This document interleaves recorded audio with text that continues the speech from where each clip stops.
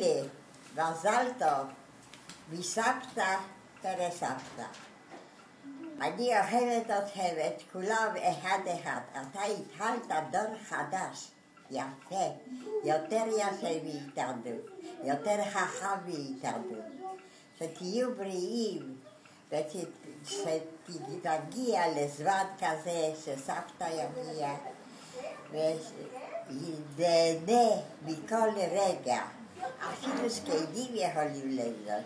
כמו אני עכשיו, רוקי יושבת פה עם דור ואנחנו שוחקים ואני נזכרת ואתה היית קטן. יופי, זה לא היה מזמן. זהו אמא, מספיק. זה בסדר. הכל טוב מעולם מגיע לך, בגלל זה שאתה התחלת את הדור היפה. יופי. תודה.